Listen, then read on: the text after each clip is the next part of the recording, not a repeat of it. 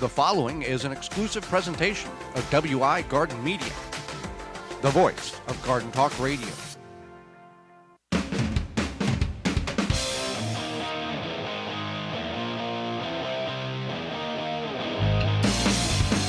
Coming up on the program today, we're going to discuss some garden myths, as well as the world of homemade bread. Our guest is no-till expert Jesse Frost will be with us, and will answer your garden questions. The hour is full, so join us. You are listening to the most informationally packed hour of garden-focused radio in the country and on the internet with your host, husband and wife team Joey and Holly Baird. This is the Gardening with Joey and Holly radio show. And welcome to another edition of the Gardening with Joey and Holly radio show. Happy you've taken part in allowing us to be part of your day.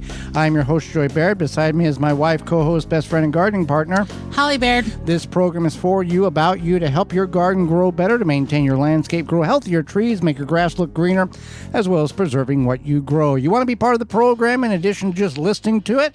We appreciate that. Whether you're tuning in on one of the 20 AM and FM frequencies broadcasting our program here in 2023, through our radio app, through our parent website, which is the WisconsinVegetableGardener.com, underneath the Season 7 tab at the top of the page, in-studio video replay or podcast replay, you can send us an email to gardentalkradio@gmail.com. That's gardentalkradio@gmail.com. Or you can give us a call anytime, 24/7, 365 at toll-free 1-800-927-SHOW. That's toll-free coast to coast, 1-800-927-7469. We're going to get in the program here, Holly, and discuss garden myths. And garden myths are very popular. The act of these activities are popular, even though they have been debunked by science, good science, and people continue to do such. Right. So it's a common problem that people follow these myths because, somebody told them that it worked and maybe something else worked, but... And somebody you love told you this, and you continue to do such even though it's been proven that it doesn't work. And maybe you're not aware that it doesn't work, and that's fine. We're going to enlighten you in these several of these acts. Right. So the first one is... Potato tower. Potato tower, which is probably... I want to say maybe your favorite garden myth. The concept or the premise of a potato tower is a 2-foot by 2-foot square box that's about 4 foot tall. It's got poles on all 4 corners, and you plant the potatoes on the ground. You cover it with soil, and then as the potato grows, you fill in or you attach the outer board. Some people leave all the boards intact, and then as the potato grows internally inside the box, they continue to cover it over, because the thought process is that as long as the potato is growing, the longer the vine, the more potatoes that vine will produce, and by keeping it confined, the thing on the internet, you'll get 100 pounds of potatoes in 4 square feet. Now, potatoes do come in determinate and indeterminate varieties, but that doesn't mean if you have a 17-foot long potato stalk that there will be potatoes growing on every square inch of that vine. It just simply is not possible by nature. It is a predetermined amount of potatoes based on the conditions in which is set forth for that potato to produce. You will see hundreds and hundreds and hundreds of videos when you go online to YouTube and search potato tower, building, how to build one. And that everything I just told you is the same. We're going to get 100 pounds of potatoes in this box, and as they grow, you continue to backfill, and all the potatoes and all that. You will find 0 videos online of 100 pounds of potatoes. You'll find many videos online where the quantity of potatoes harvested is very minimal, almost exactly the same amount of potatoes that was planted. And they give certain, this is probably why this happened, and this is why that happened.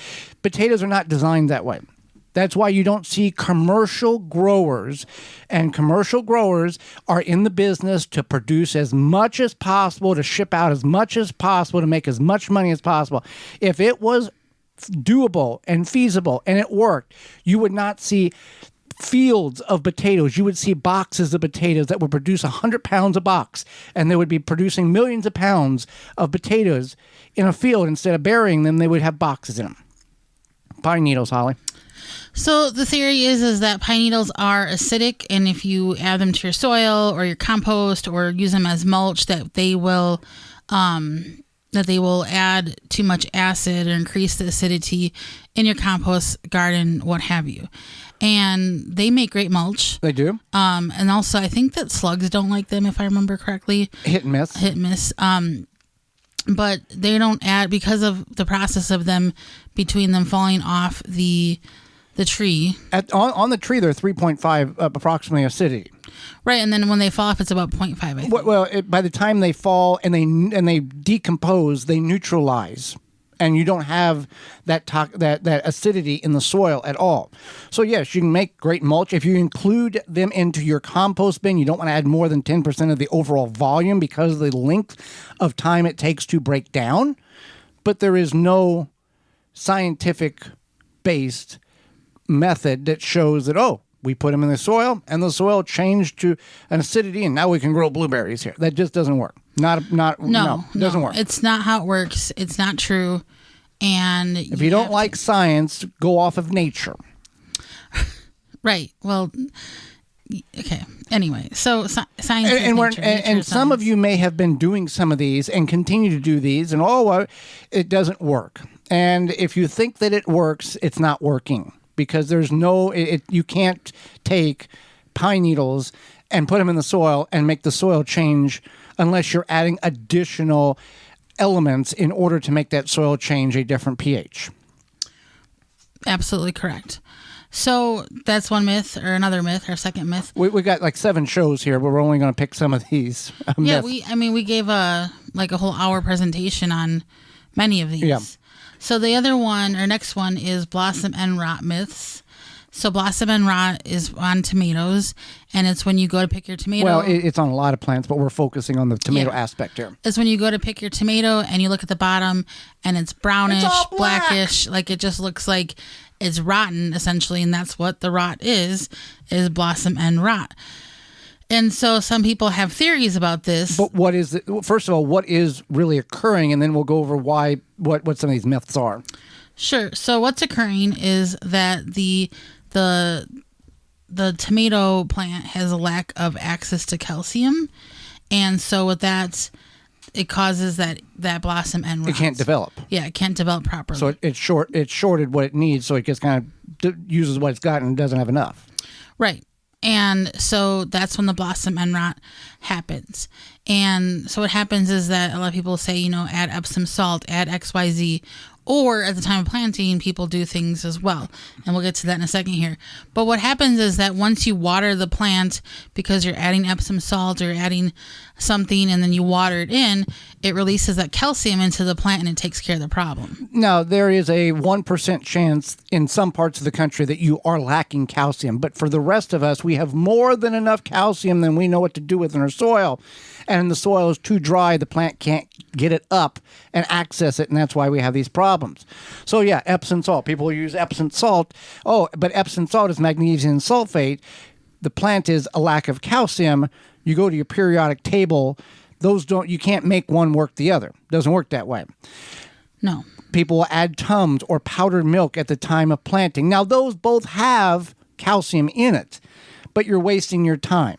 Just have a consistent amount of moisture in your plants. Drip irrigation system from dripworks.com. However you're watering, as long as you keep the soil damp, you're going to be fine. You're not going to have problems with your blossom end rot issues. It's when you have really dry conditions and you're not watering and the plants are trying to develop.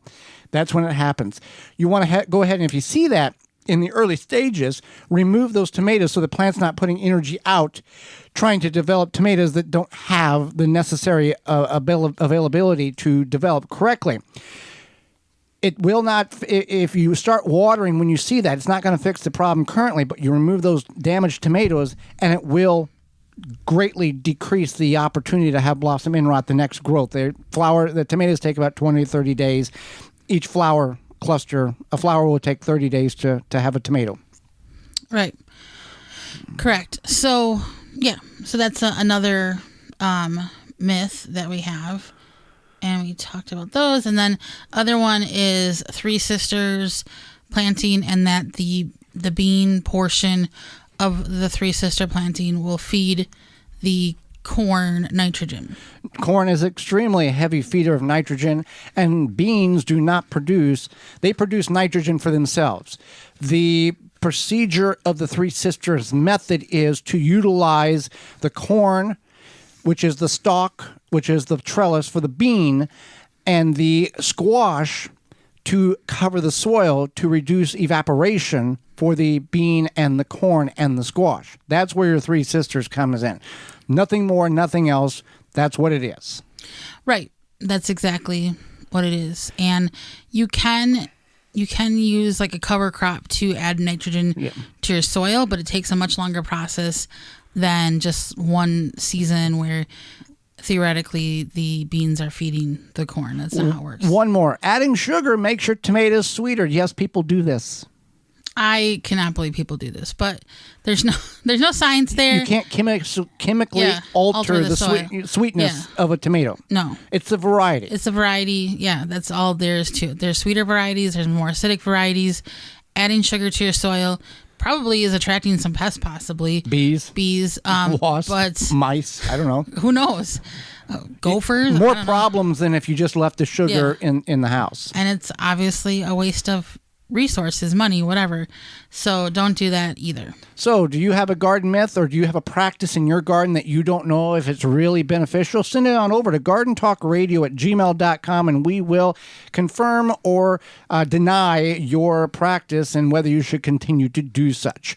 What you should continue to do as listeners, and Walton's Inc. has heard this, and that's why they're returning next year for their fourth consecutive year on the program, is Walton's Inc. has everything but the meat. Yeah, so Walton's, we know you care about where your meat comes from. Definitely you're canning, preserving your fruits and vegetables. At Walton's, you can get all the equipment, seasoning, and supplies to make sausage, jerky, and any other meat product your way to your high standards. Do you want to make snack sticks that people will actually like? Walton's created MeatJustSticks.com, an informational site to help you make the best finished product. They have their full line of meat grinders, mixers, sausage stuffers to help you go from animal to edible. Walton's everything but the meat. If you use code GROW50 to save 10% off your orders of $50 or more at waltonsinc.com. When we come back, it's the wonderful world of homemade bread. You're tuned into the Gardening with Joey and Holly radio show. Have a garden question? Give Joey and Holly a call now or anytime 24/7. Just dial 1-800-927-SHOW. If you can't get through, leave a message and they will call you back. Call now 1-800-927-SHOW. Grip 6 produces American-made products with sleek designs and quality materials. Based and manufactured in Utah, they have high-quality and durable products that last a lifetime. They're built beyond tough. Their wool socks come from Rocky Mountain-sourced materials, are soft and comfortable, keep your feet warm and dry, and come with a lifetime guarantee. Even for the most sensitive toes, these socks are made for everyone. High-quality wool socks make a huge difference for happy feet. They fit in with all the many things you do from around the house to the outdoors and beyond. They are comfortable and long-lasting. These socks are great for gardening because they keep your feet so comfortable no matter the conditions outside. It's hard to overstate how amazing these feel to have warm, dry feet as you work in your garden. Designed and manufactured in-house for the best results and quality every time. When you purchase from Grip 6, you're supporting long life cycle products and American-made manufacturing. Check out their belts, wallets, and socks at grip6.com. Use coupon code RADIO15 to save 15% off your order at grip6.com. Pomona's Universal Pectin is a high-quality pectin that gels reliably with low amounts of any sweetener. If you're trying to reduce the amount of sugar in your diet, you'll love Pomona's Universal Pectin. Now you can make healthy homemade jams and jellies sweetened to your taste. You can use sugar or honey to sweeten. Pomona's Universal Pectin keeps indefinitely when stored in an airtight container.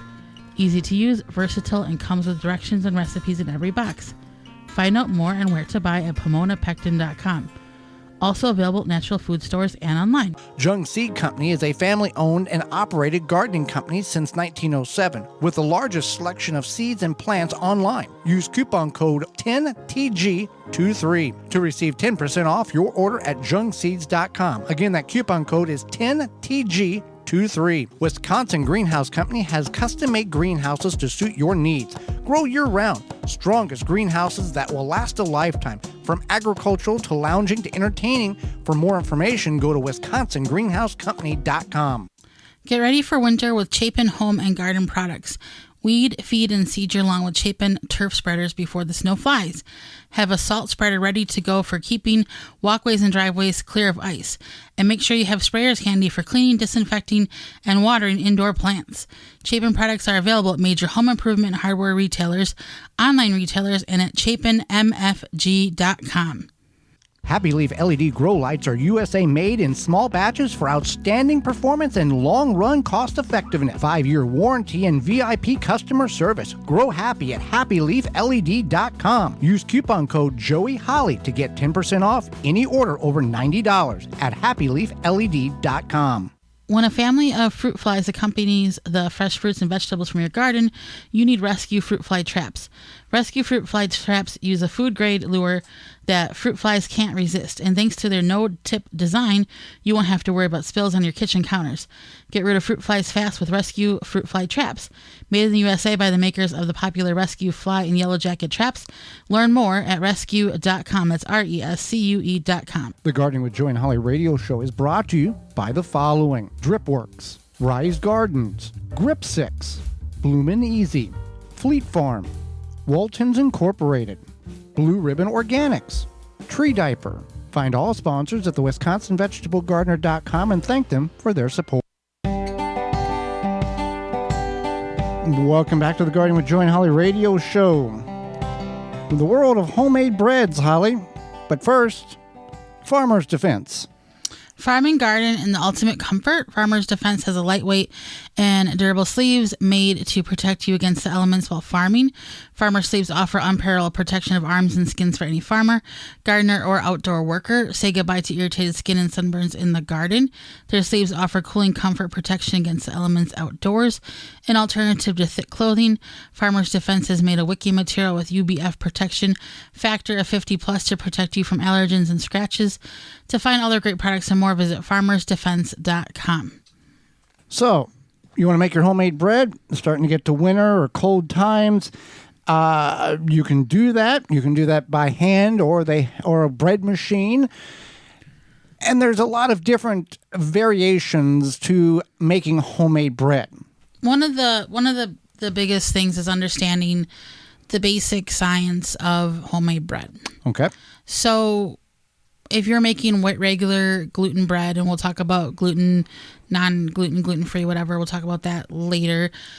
But regular homemade bread, you want to use bread flour versus all-purpose flour. Not saying that if you use all-purpose flour, your bread's not going to turn out. It might be a little bit more dense and not rise as much as what you want, but bread flour has a higher amount of protein, and that protein allows for the bread to bind a little bit better.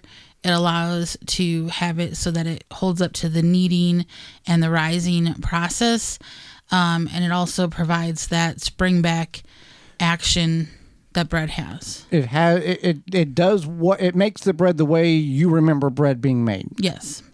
So that's important. So that's one part is if you are going to make bread, we highly recommend using bread flour versus all-purpose because it's important. But if you're just like, hey, I'm just hanging around a Sunday afternoon, I don't want to go to the store and make some bread, you can use all-purpose flour.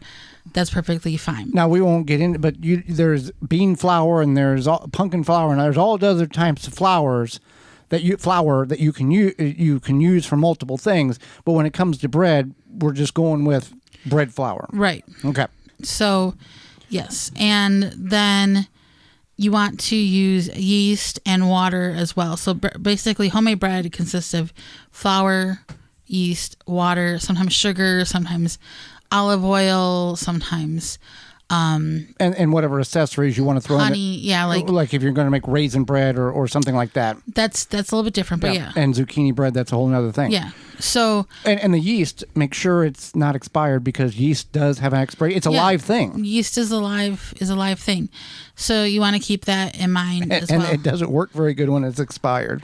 No, that's very true. It's a sad and you experience. You want to let your yeast bloom or whatever you want to call it while it you add the warm water and the 110 sugar. degrees or at 110 degrees for 5 minutes, and then you can watch it start activating. Yeah, it activates. Yeah.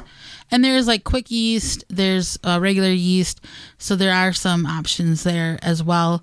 Just follow whatever recipe you have. So then if you're not using yeast, you can do something like sourdough, or also like I made ciabatta bread, and I created a what's called a mother starter. And so that was like a Hello, mother. It was a 24-hour process of getting the yeast to kind of eat the flour and the sugar and activate. So it was a little bit different. Well, the sourdough takes a long time too, because you can just take regular flour and water and mix it together, and it takes time for it. Well, these are two different things. Right. Okay. So sourdough is different than the ciabatta. Ciabatta, yeah. Yeah. But yeah, so either way, they both consisted of what's called a mother, or a starter, which is when you, instead of using the yeast, you use a fermented flour and water mixture. And so that that creates the rise for you, as opposed to the yeast. So that's the sourdough. A lot of people like sourdough because it does have the beneficial. Your body's able to break it down better. Yeah. Than the traditional bread. Right, and I think it's higher in protein, but I'm not sure. I'd have to look that one up.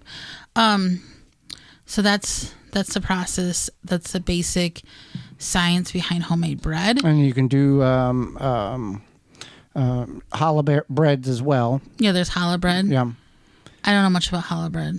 Well, it has a yeast, but it's more of I think it's a Jewish bread. It is Jewish, yes. Yeah. I don't know. I don't know the specific history or significance, but I've had it and it's very good. Right. Yeah. But also, if you do homemade bread right, no matter what you make, it's good. Oh, it's whenever you don't do it right and it becomes a brick that you put behind the hay wagon to keep it from rolling down a hill. That's when things are bad. Yeah. That's when a lot of times you want to make sure that you are using the bread flour. And it's a science, too. You're not just going to splash this, splash. If you want bread to come out right, you've got to follow the directions. Exactly. It is trusting the process. It's following the process. It's taking the time. And there are books and recipes about how you can have homemade bread in 5, 15, 20 minutes a day, but there is still a setup process for that, where you make the dough on one day and then you take off pieces of the dough to cook it. It's not something where, oh, I'm going to start this process now and it takes 5 minutes. That's not true. Well, then you can also cook it in a Dutch oven. Yeah, you can cook in a Dutch oven, a bread pan. Some people just will often shape the bread and then cook it on like a pizza stone type thing.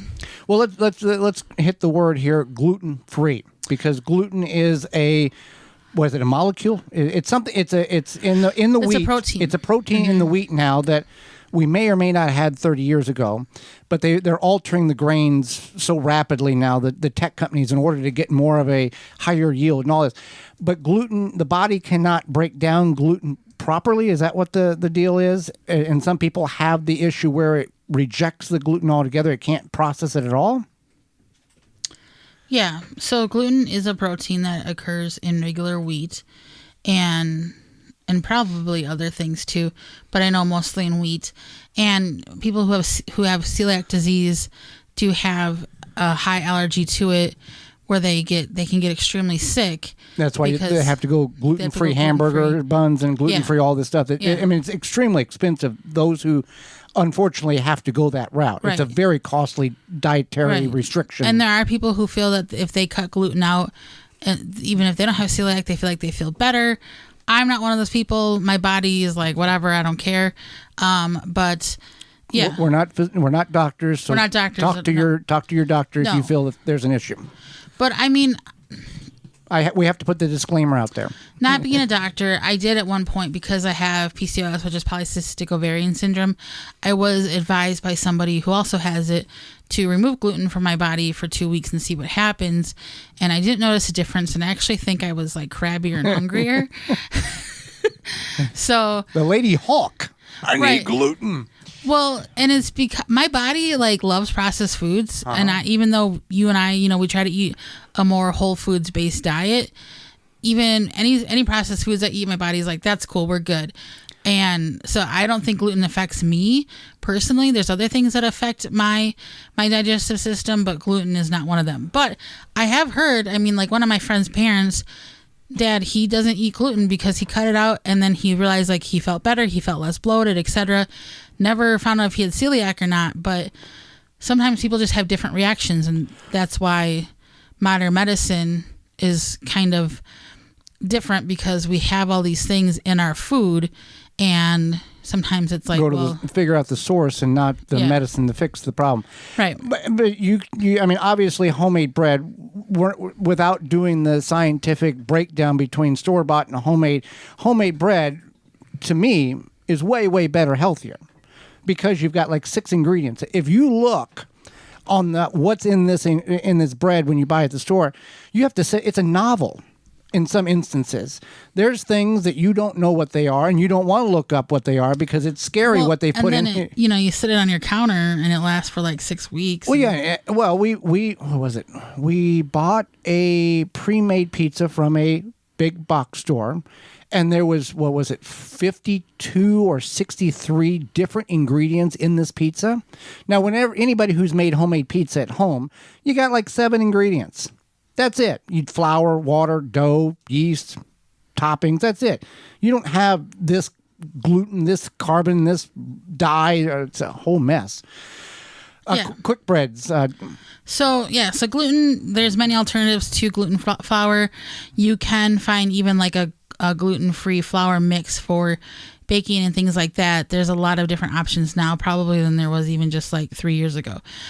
Quick breads are things like zucchini bread, pumpkin bread, banana bread, apple bread. They're like more of a dessert, like a cake more in a sweet. way. More sweet. Okay. And there's usually still good. Still good, still delicious, fresh. And there's usually not any sort of yeast involved. But they call them quick breads because a lot of times people will eat them for like breakfast or bring them to brunch parties or I think whatever. Pumpkin bread is good no matter what time of day or night you eat it. I agree. Okay. I like pumpkin bread. 2 a.m. Pumpkin bread. What's the difference? You eat 2 a.m. snacks all the time when I'm passed out. Yeah. So, yeah. Guys. More pumpkin bread, please. So anyway, Always have a good snack in the middle of the night. Yeah. Whatever. At some point, you're going to be up and you're going to be hungry. I don't get up in the middle of the night, so I don't know. But quick bread's an alternative to the gluten aspect. If you can make gluten-free quick breads, okay, yes. yeah. Mm-hmm. So yeah, it's something different. It's not like a sandwich. You're not going to make quick bread. You're not going to make a quick bread sandwich. Right, a salami sandwich with quick bread.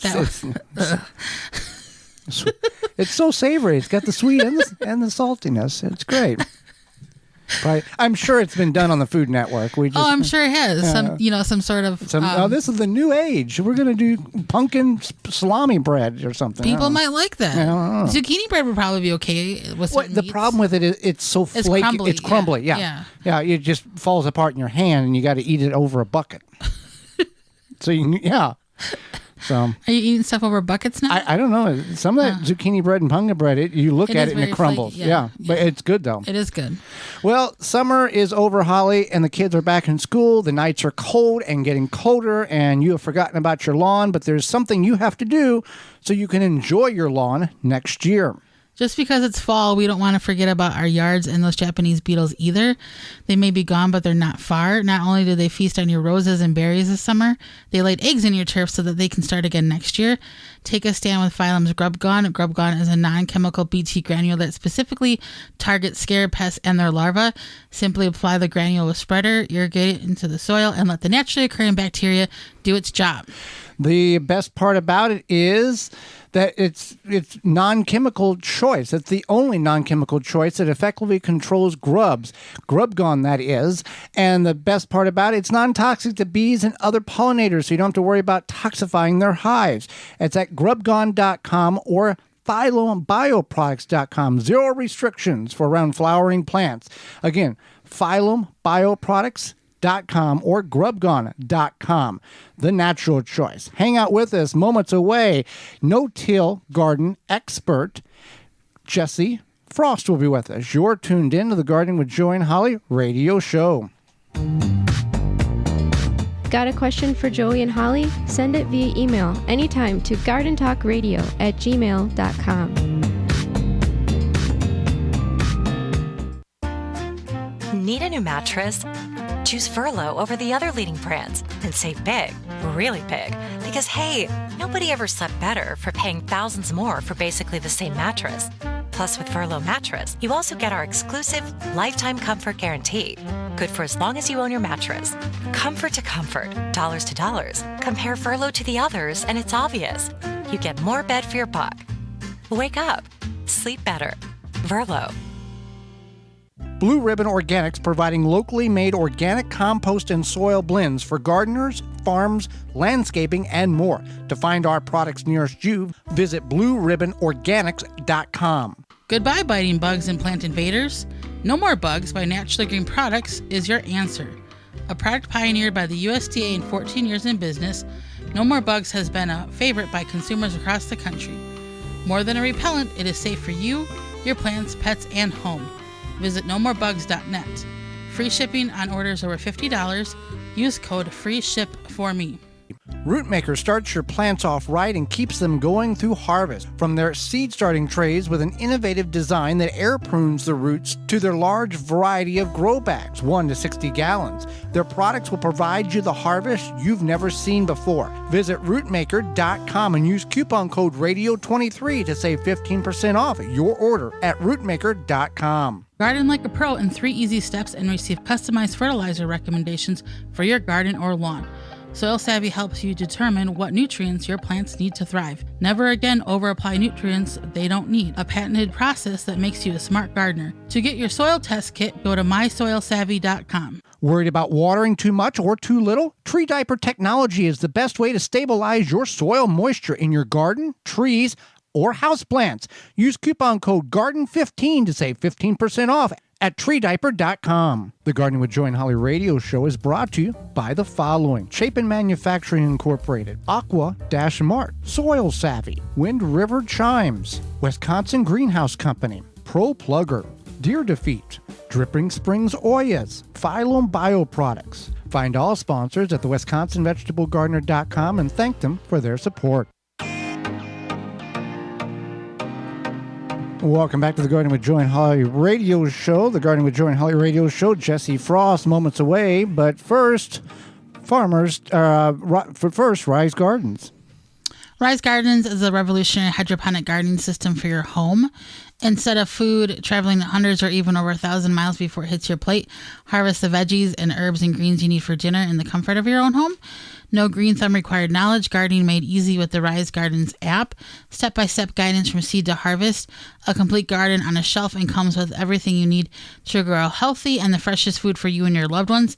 Fully customize your garden to your needs and preferences. For more information and to get your Rise Garden, visit risegardens.com. Holly, let's go to the hotline and bring in our guest for this week. Jesse Frost is a farmer, gardener, author, and podcast host. He is the creator of the No-Till Growers Network. His book is The Living Soil Handbook. He is the host of the No-Till Market Garden podcast, and he resides in Kentucky. Welcome to the program, Jesse. Thank you. Thank you all for having me. Well, let's jump right into it. What is the No-Till Grow Network? Yeah, so the No-Till Growers Network is kind of an extension of no-tillgrowers.com, which is a website we started several years ago to be a sort of hub for collecting information that farmers needed about how to grow more ecologically, more sustainably, and without tillage. So the network is our podcast side that is where we put all of our podcasts, all of our very niche podcasts, I should say. So such as the Composter podcast, the Winter Growers podcast, and etc. So it's kind of just, we dig into the nitty gritty details on everything and try to explore ideas that maybe aren't always out there because they're so niche. Okay, fantastic. So tilling is common in so many ways of growing. Why no-till? And why no-till? Yeah, so you're right. Tilling is in many ways, it's in many forms of agriculture. I learned to grow with tillage myself. we have to just kind of look at what tillage does to the soil. So when you run a tiller through a garden bed or through a farm, what you're doing is you're whipping in a lot of oxygen into the soil, and you are breaking up a lot of soil aggregates, so little collections of soil organic matter.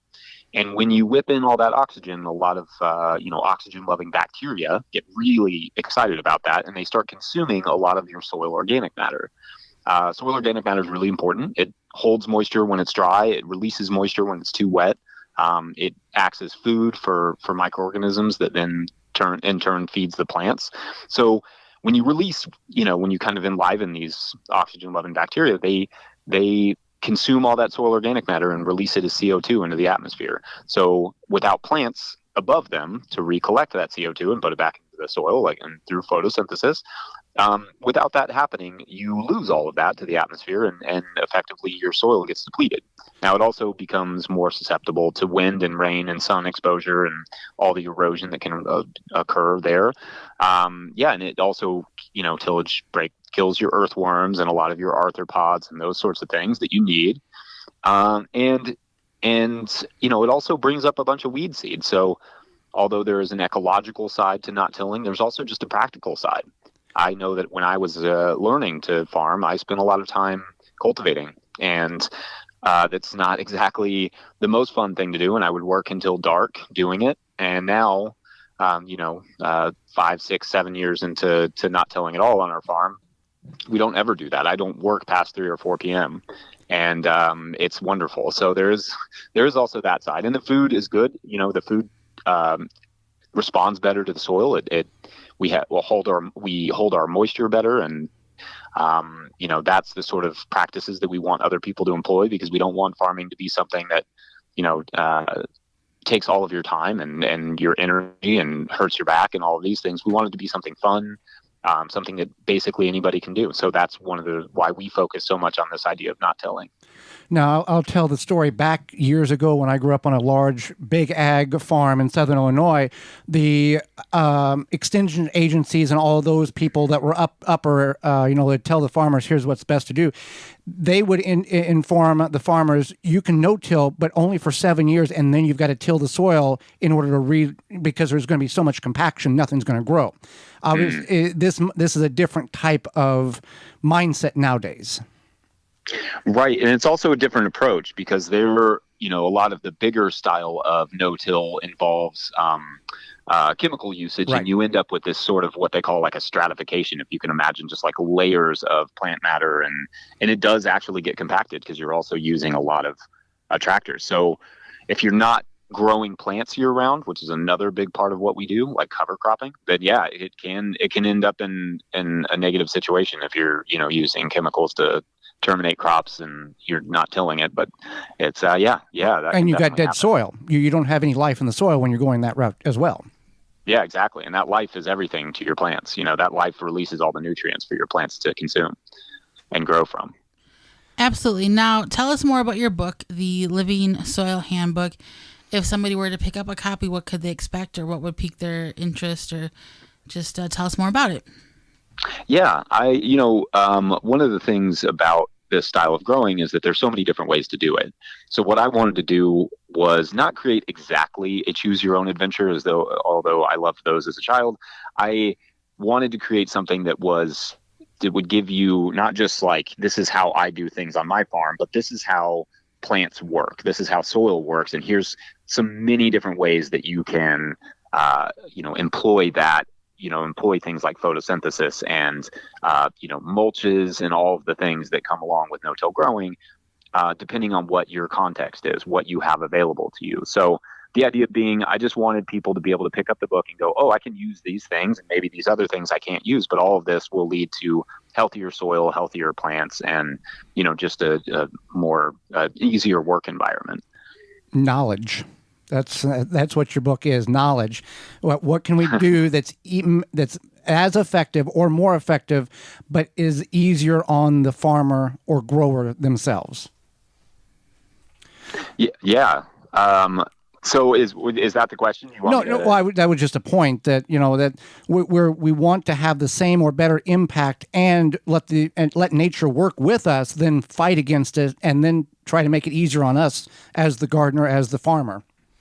Absolutely. I mean, I think that a really good example of that is something like weeds. We think of weeds as these things that are, trouble in the garden, but really they're nature telling us that it needs photosynthesis, right? It's like emergency solar panels popping up and saying, like, we need photosynthesis, and if you're not going to do it for us, we'll do it ourselves.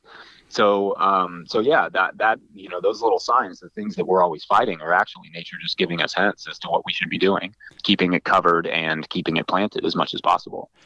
Now, you're the host of the podcast of the No-Till Growers Network. And what has been one of the most beneficial things that you have learned when interviewing people for your podcast? Yeah, and I should say that I've stepped back a little bit from hosting, so we have 4 new hosts, or 3 new hosts technically, and I still assist with that, but I did it for 5 seasons. And I learned a ton. One of the biggest things that I learned was just how critical it is to appreciate context. That a farm in Kentucky, where I am, is very different from a farm out in California, and both of those farms are very different from farms up in Canada versus farms down in sandy Florida. So context is very critical and in many different ways. And I was really blown away with how many different ways there are to do this style of farming based on your context, what materials you have available. Maybe you don't have abundant, straw there, but maybe you have abundant compost, or maybe you don't have compost or straw or hay that you can trust and you have to use cover crops. There's so many different ways to do it. And I think that was one of the exciting things for me, is to learn just how many different ways people are doing it and people can do it. Well, when you say about sources you can't trust, you're referring to they've got chemical based on them and you just don't know the source, or what do you refer to that being? Sure. Yeah, that's an important clarification, because there are not all compost is created equal. We are finding a lot of persistent herbicides. There's been an enormous PFAS, forever chemical issue up in Maine and elsewhere. There are, with hay, you end up, some growers will spray broadleaf herbicides on their hay. And those broadleaf herbicides, obviously, we grow a lot of broadleaf plants in a garden. So we don't necessarily want that hay up against our plants. Same thing for straw. So there are all these little nuances to these materials that maybe weren't as big of an issue or weren't as obvious of an issue, but now that we're using them in bulk, hay and straw and compost and those sorts of things, wood chips, we do have to take a little bit more consideration into how it was produced and if it was treated at all before we put it around our plants. And with these chemicals, they are grown, the plants are sprayed, the animals consume it, kick it out the back end, turn it into compost, and it's still active. It's that strong. Yeah, and there's many reasons for that. Sometimes, yes, they aren't. They're a lot of these chemicals are built to not be broken down by water, and so so they're not water soluble. So they end up just staying there for a very long time. They're intentionally difficult to break down. And same with the PFAS chemicals. Like, their whole thing is that they're in a lot of waterproofing and fireproofing. So their whole thing is resistance to decomposition. So even in really good compost scenarios, you can end up with some of these chemicals getting through. And we have friends who've lost many crops to that, to persistent herbicides inside of their compost, which is also really hard to test for and very unfortunate. But composters are doing, I should say, like, just if you're worried about that, talk to the composter and see what they do to mitigate that issue. That's the biggest tip I can give you, because the good ones will tell you they take it very seriously. Right. And the ones that they don't want to tell you, don't buy from them. Yeah, or maybe they don't know. If they true. don't know, that's another red flag, because they may not even be aware of it. True.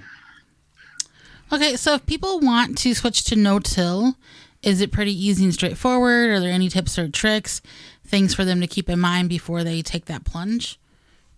Yeah, I would do some research and start small. Like if you have a system that works relatively well for you, like if you till your garden and you've got your weeds situation figured out, stick with that for now, and then just start some different no-till trials and see what works in your system and look around. I go through a lot of that in the handbook too, just the different ways to transition to no-till. But I think the biggest thing is start small. Just try a couple different things, maybe try a bed or two, try a couple crops, and just see if you like the production, see if it worked for you. Take all the different things into consideration. Because one of the biggest mistakes you could make is going full tilt and then not having a successful year because maybe the compost wasn't very good that you used, or you used a really cold mulch in a really cold place. So like lighter colored mulches, oftentimes people put them down in really cold places, and that just really cools your soil. So your summer loving, heat loving crops don't do as well. So those little nuances are important. So I think starting small is the biggest tip. Well, with all of your experience in growing no-till, have you had something now you look back on going, I can't believe I did that. That was a total mistake. I should have knew better. Oh, that's every day for me. Okay. No, I do so many different things on our farm because we run no-till growers. I try experiment all the time. And the biggest thing is, as long as you're meeting the basic needs of the plant, it needs water, it needs sunlight. As long as you're getting those things done, most crops will succeed. But you do want to address compaction. That's a big one, is assuming that, putting compost over really compacted soil, that the crops will do well because there's so much compost. That's not necessarily the case. Sometimes you do have to maybe lightly broad fork just to open up the soil a little bit. There's little nuances to it that I think have taken me a little while to accept and to learn. And then that's the biggest thing, I think. And broad forking, for those who are not familiar, that's not a tillage. That is just simply allowing cavities to be placed in the soil for water and air to get down in order to loosen a little bit of the compaction. Right, correct. It's like you can imagine like a large digging fork, and you just lightly pull it back, and you just kind of pop the soil just a little bit, just enough to get some oxygen, some air down there. And then also some of that compost that maybe you have on the surface can kind of fall into those cracks and fill it in a little bit. And that'll act as plant food and help, break up that compaction, because compaction is one of the hardest things on plants. You can imagine, a plant root trying to break through concrete. It's going to take a while. So you want to sort of, at least in the first couple of years, sort of address that. And then you won't have to after a while. And it can be a little bit of a gradual uptake with no-till. Like I said, every context is everything. And if your context is really compacted soil, you may have to address that. And in a backyard garden, you can have distinct grow areas and permanent walk paths, so you're not dealing with the level of compaction that you would have when you did quote-unquote traditional gardening. Sure. Yeah. And that way also you can control where your paths are and where your beds are. We do that on our farm, even though we grow on roughly an acre. Our beds stay in the same place year after year, and our pathways stay in the same place year after year. And I talk about those things in the book too, especially just pathway management is underappreciated. It's a very important part of this whole thing, because you have your, bare pathways, you have wood chips. We use a lot of living pathways. So there are living plants in the pathway. So those things are, all have to be taken into consideration. But yeah, that keeping your beds in the same place means that they're not getting stepped on, not getting walked on, not being compacted. Fantastic. Well, we've really enjoyed having you on the program today. How can people find out more about you and your great information and your book and all of that? Yeah, you can find more information at notillgrowers.com. And I always recommend people start with the YouTube channel. We, do a lot of informational videos there that are very specific, but also kind of some of the broader stuff that gets you into no-till and kind of understanding how it works. And that's, just can look up no-till growers on YouTube. That's a great way to find us. Well, Jesse, we greatly appreciate the time you've offered and the knowledge you've shared with Holly, myself, and all of our listeners. We thank you for that. Well, and thank you all so much for having me on. Absolutely. And when we come back, it's going to be your garden questions, our garden answers. You're tuned in to the Gardening with Joey and Holly radio show. Have a garden question? Give Joey and Holly a call now or anytime 24/7. Just dial 1-800-927-SHOW. If you can't get through, leave a message and they will call you back. Call now 1-800-927-SHOW. Head into Fleet Farm where you'll find everything you need. From tires to tree stands, drills to dog food, toys to tools, they've got it all. You can save even more at Fleet Farm when you join the Fleet Rewards loyalty program. You get exclusive offers and it's free to sign up. Get everything you need at a low fleet price. Shop in store or online today at Fleet Farm. Pomona's Universal Pectin is a high-quality pectin that gels reliably with low amounts of any sweetener. If you're trying to reduce the amount of sugar in your diet, you'll love Pomona's Universal Pectin. Now you can make healthy homemade jams and jellies sweetened to your taste. You can use sugar or honey to sweeten. Pomona's Universal Pectin keeps indefinitely when stored in an airtight container. Easy to use, versatile, and comes with directions and recipes in every box. Find out more and where to buy at PomonaPectin.com. Also available at natural food stores and online. Tree Hugger sprinklers are the ultimate watering device for either your newly planted or established trees and shrubs. Our sprinklers open and close around the trunk of your tree and provide 360 degrees of watering. With our adjustable valve, you can direct the water to your tree's targeted saturation zone. They come in 3 sizes, 7, 11, and 15 inches. You can purchase a Tree Hugger sprinkler at your local garden center, feed store, or hardware store. Go to treehuggersprinklers.com to find a retailer close to you. Or you can buy it directly from Amazon or treehuggersprinklers.com. If you're an independent nursery, garden center, hardware store, or feed store, you will want to stock this product. Contact the good people at Tree Hugger Sprinklers and they will get you set up. Your tree's best friend. treehuggersprinklers.com. Get ready for winter with Chapin Home and Garden products. Weed, feed, and seed your lawn with Chapin turf spreaders before the snow flies. Have a salt spreader ready to go for keeping walkways and driveways clear of ice. And make sure you have sprayers handy for cleaning, disinfecting, and watering indoor plants. Chapin products are available at major home improvement and hardware retailers, online retailers, and at chapinmfg.com. The Gardening with Joey and Holly radio show is brought to you by the following: Happy Leaf LED, Root Maker, Jung Seeds, Tree Hugger Sprinklers, Verlo Mattresses, Farmer's Defense, Pomona Universal Pectin, Natural Green Products, Mantis Tillers. Find all sponsors at the WisconsinVegetableGardener.com and thank them for their support.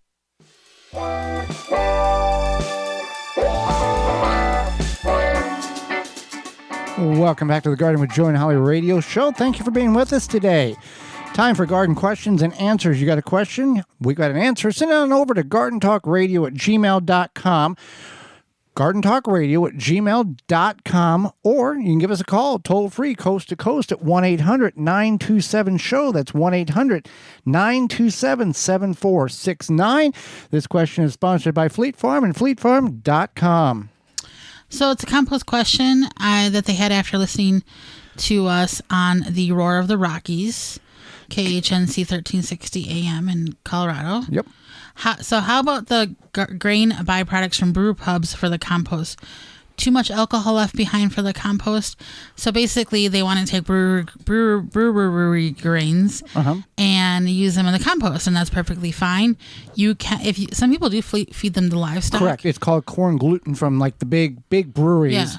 Yeah. They will take all the goodie out of the corn, crush it down into pellet form, and then it's a supplement that you mix in with your corn and your other minerals and supplements for your cattle feed. We only used it for cattle feed. I don't know if you could use it for pork or hogs or sheep or whatever, but we used it for cattle. But continue. Right. So I mean, it was dry. It was a dust form. They mixed it with molasses in order to bind it together. Well, this is probably not that exactly. Correct. Right. But it's from the brew pubs. And yeah, you can add to your compost. It is considered a nitrogen.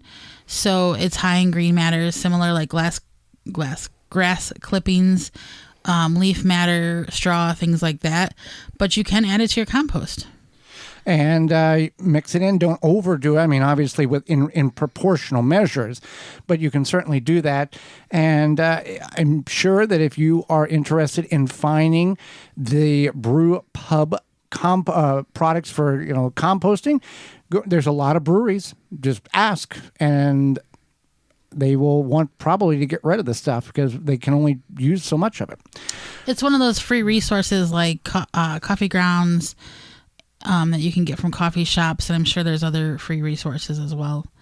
But yeah. Okay, next question here is, how is the best way to leave the garden over winter? Well, there's a couple of different answers to this. One, you can walk away from it. Or two, some people will cleanse the garden and top the raised beds off with compost and see you next spring.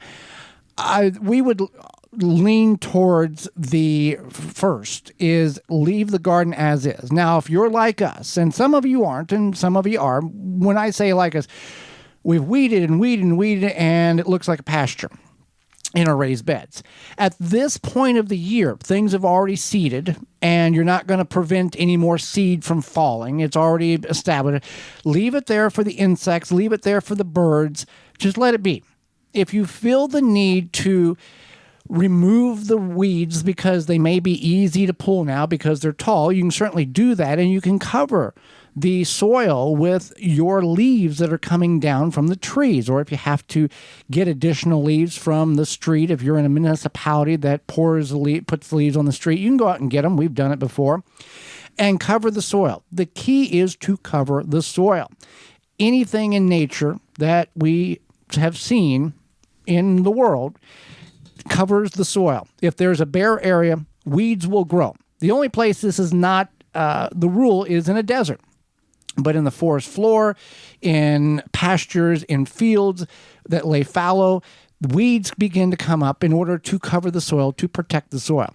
You've looked at the difference between a area that has been covered all winter versus an area that has been exposed. There is a tremendous difference. The area that has been exposed is very dead looking, very plain, very weathered. If you look at the area that has been covered, you remove the leaves or lift up the grass clippings or the mulch or the straw. There is activity very rapid underneath there. There's worms and there's bugs and there's insects. It has created a habitat for these things as well as protecting the soil.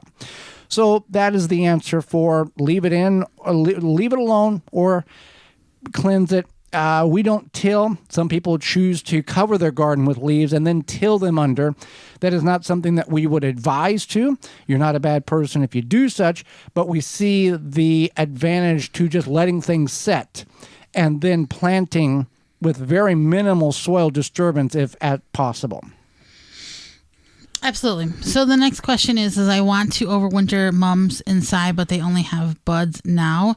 Should I put them in the dark, cool place now or wait until they bloom inside and then store them? Well, you'd want to let them bloom outside, first of all. Yeah, you don't want to take and hide them. No, that's the point of having mums. Right, to have them. Yeah. So you can do this. Let's say you're in hardiness zone 5. Mums are generally hardy down to 4 and 5. So many of our listeners can do such.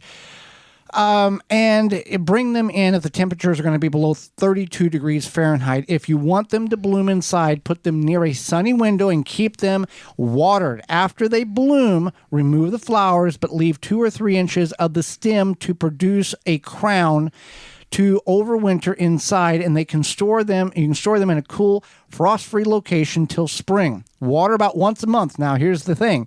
Enough to keep them alive, but too much water will cause them to rot. That's the problem that a lot of people get in. Kindness, got to water. Once a month is all you need.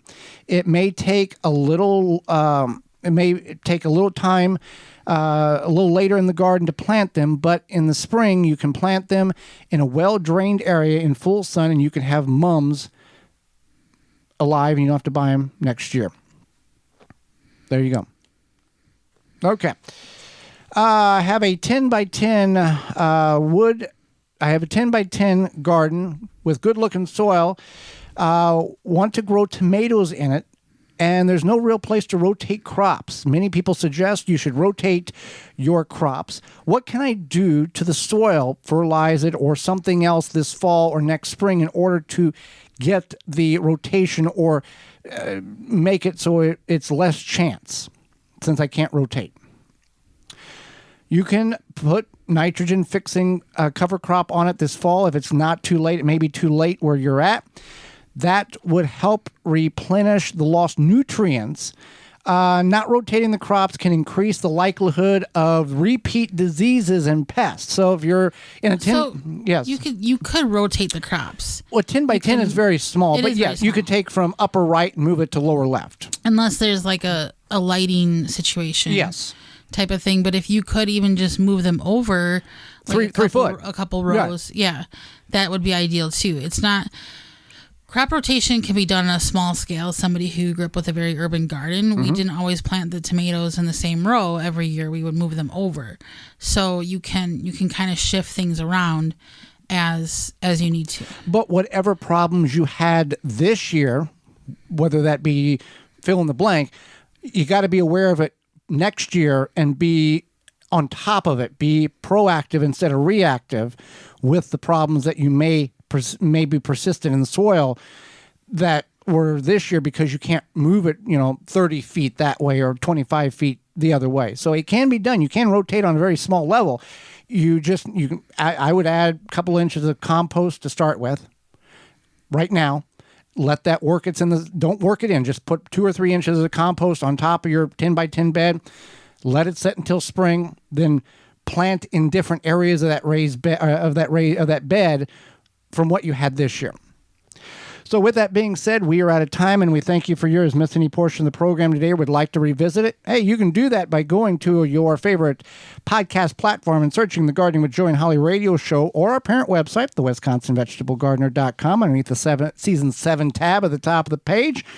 Or you can send us an email. We'll send you a link to the show. That email is gardentalkradio@gmail.com. Next week is our final episode of Season 7. We're going to have some fun. We're going to talk, it's like the last day of school type of thing. We're going to go over some fun facts about life that you may not have been aware of, not garden related at all, as well as who are Holly and myself outside of the gardening realm. I'm going to tell you a little bit about us. I like the mystery, though. And we do have a garden expert. Author Heather Holm will be with us. And we will have some thank yous to dish out. So until next week for our final episode, I'm Joy Baird. I'm Holly Baird. And we will see you in the garden.